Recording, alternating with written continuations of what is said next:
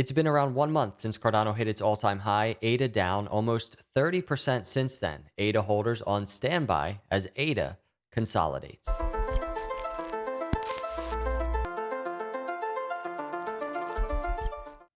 What is up, everyone? Welcome to Crypto Capital Venture. Hit the subscribe and like on the way in. Let's jump into the video here. The charts, we're going to look at it, what I'm anticipating, what I'm looking for. Before we do, I have some really important Crypto Capital Venture updates, house cleaning, whatever you want to call it. If you want to skip to the charts, there will be timestamps below. But this is important stuff, I would say, especially if you're a delegator with one of our pools. Here is pooltool.io. We've got 4 pools, as you know. Everybody, we launched, I think, in March, the first one. Thank you so much, first off, for just growing with this. This was all so new to me when I did this.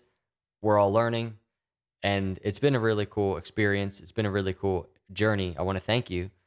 But let's start here with the first thing I want to talk about: 5% fee for our stake pools. And I've gotten asked a lot, why are your fees higher than other pools? And I basically just said, listen, Crypto Capital Venture is a business. This is a revenue arm of Crypto Capital Venture. And I work so hard to create content for the community. And if you want to support that, I really appreciate it. But ultimately, that's essentially why I had a little bit higher of a fee at 5%. But it's been around 1 month now. It's obviously no secret. I've been posting a lot less content, a lot less. And I'm going to continue posting less. It's been a huge blessing as I've just kind of, and I mentioned before, I was extremely overextended in crypto and YouTube and everything going on in life. And I had to take a step back, and it has been a blessing. And I'm going to continue posting content. I want to let you know that, but I'm going to be posting less. And so because of that, it's, it goes without question, I need to lower these fees. So we're going to be lowering these to 3% from 5% that they're at now. And that should go into effect Epic 296, I believe. So 5% to 3%. And that's the first thing I want to talk about. And by the way, this is pooltool.io. If you want to get stats on all the pools, not even just Crypto Capital Venture pools, but just, blocks and everything going on with active stake and rewards and all this stuff, all the stats in Cardano stake pools, go to pooltool.io. It's a really good one. Great interface, awesome mobile app. They're not sponsoring this. I just like their site and their apps. And then the other thing I want to throw out there, I'm going to put a link to this. This is from cardano.org, one of the documents, the monetary policy document. When we're looking at things like rewards, this goes into monetary policy. It seems that rewards have been declining, and this explains how the mechanism works. And it's based off of reserves, and this goes into that. And I want to put a link in the description for you to check that. But in regards to all the stats, they fluctuate. Pool Tool and the data on there is very helpful in tracking all that every epoch. So that's the first thing. The second thing, also in regards to the stake pools, is this.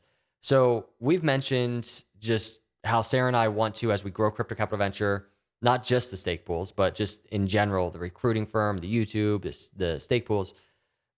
We want to do awesome things with our growth. And we finally, and you've probably heard us talk about Place of Hope before.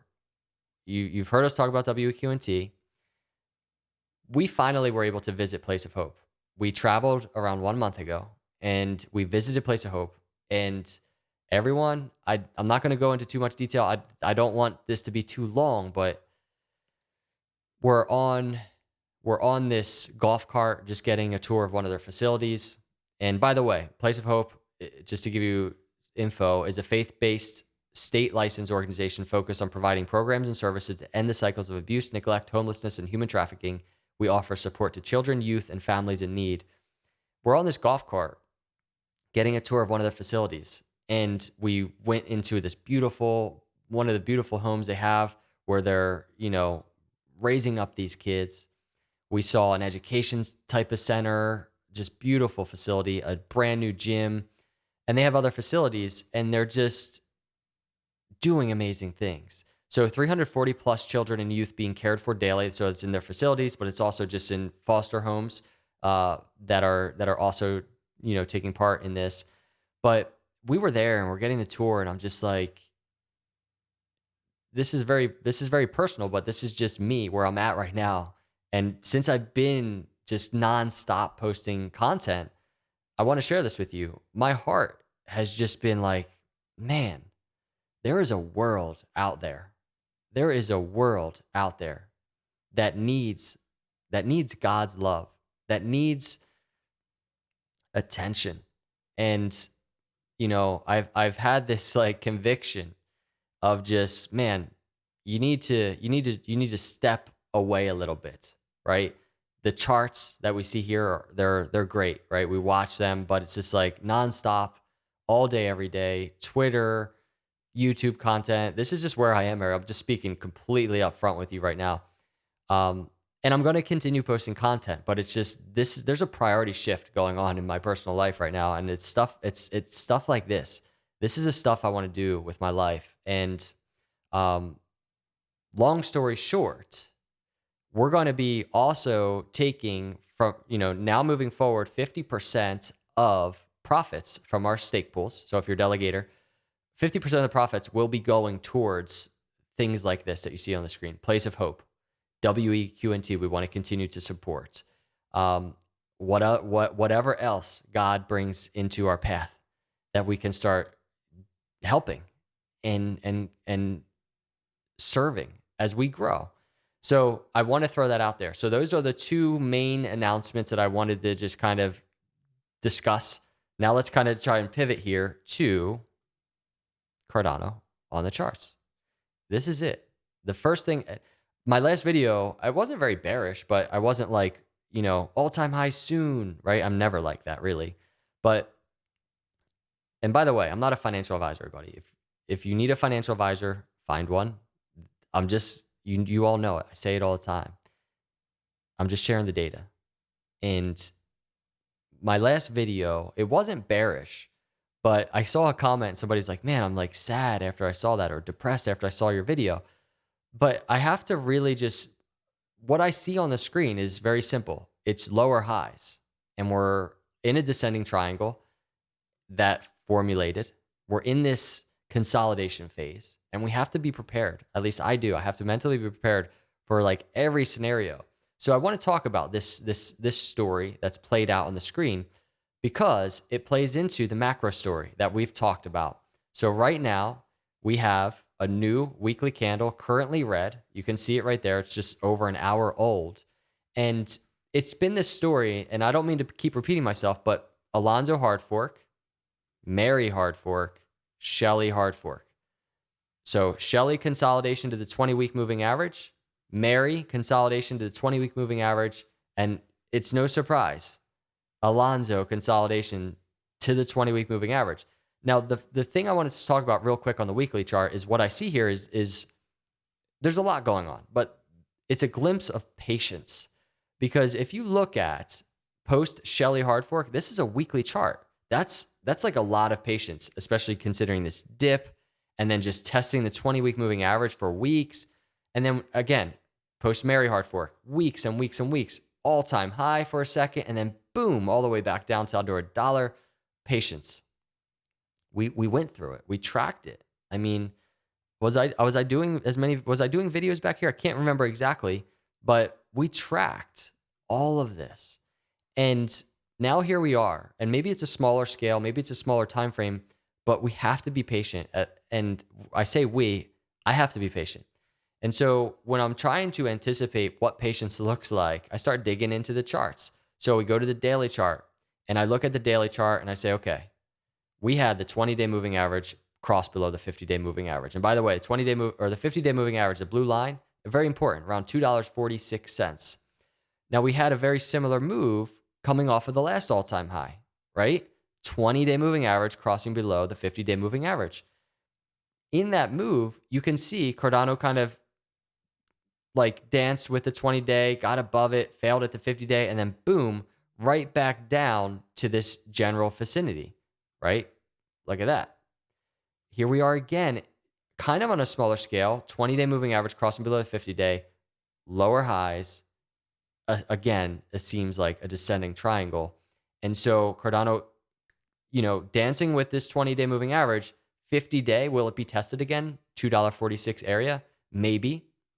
If we pair that data up with the RSI, the momentum oscillator, you see even more similarities in terms of what that 20-day moving average cross below the 50-day led to right here on the RSI with a final boom to that dollar area, as you remember. And this was the bounce off of the 50-day rejection, 50-day moving average rejection to the dollar area.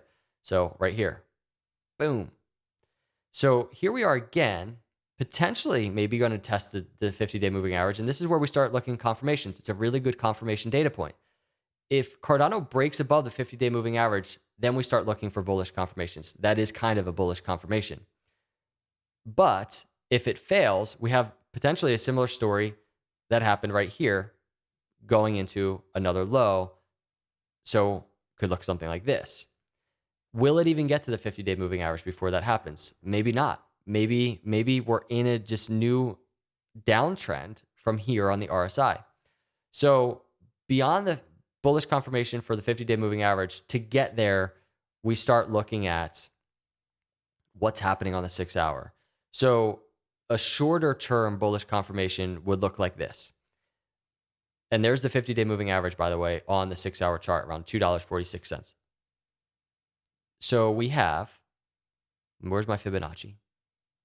No surprise, a Fibonacci from the last swing high to this swing low here.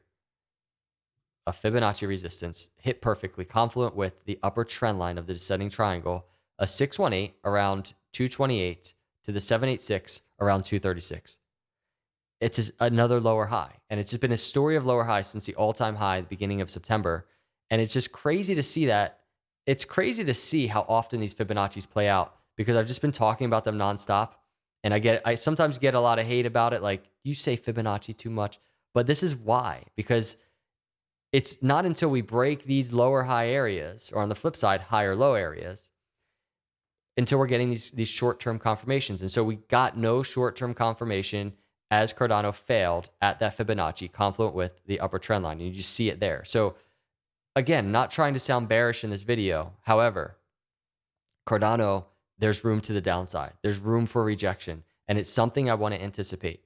From this last swing low to that swing high rejection, we have a support area potentially right in the $2.13 area to like 207. That would be that first area of support potentially. Maybe Cardano comes down, and then maybe we finally get a breakout that we want to see out of the upper trend line of the triangle. But we have to be careful all the way down to the lower trend line, all the way down into like the $1.90 to the $2 vicinity of this descending triangle, because it goes without question that there is 100% potential. Well, there's 100% potential for any scenario to happen. Let's put it that way. And someone's going to quote me on that, because that's really confusing to say. Cardano can do anything, but the target to the downside is like all the way down into the $1.30s, $1.40 area. And if we're going back to that weekly chart where we kind of started, and we saw Cardano break below the 20-week as it kind of consolidated post that last hard fork, post Mary hard fork, Shelly, Mary, whatever, we dipped below the 20-week. And so a dip below the 20-week here could bring us to this area. It could be really big consolidation for Cardano. And it's just something I want to be prepared for. Will we track a breakout to the upside? Absolutely. Cardano's closer to an upside breakout than it is to a downside breakout, but we're getting this initial rejection right now. I want to be careful. I don't want to just talk crazy bullish in this video, talking about we're at resistance, we can break to the upside, because right now Cardano's around 10% from the 50-day moving average, and you can just see that's what it looks like right around there. That's resistance all the way up through there. We have, and speaking of resistance, the upper trend line resistance, this Fibonacci short-term resistance, lower high resistance, and then this is a 6-hour chart, but the 50-day moving average around 246. A lot of resistance for Cardano to break. Support, once again, 213 down to 208, 207. Will Cardano hold if we dip into that area for a potential bounce off of higher low support, boom, to the breakout to the upside? Or are we going to be testing this lower trend line of the descending triangle. That's what I'm watching on the Cardano charts. This video, right at 15 minutes. That's not that bad. So everybody, I appreciate you. Hit the subscribe, hit the like. Thank you so much for cruising by. Let's see what Cardano does. Have an awesome night or day. God bless.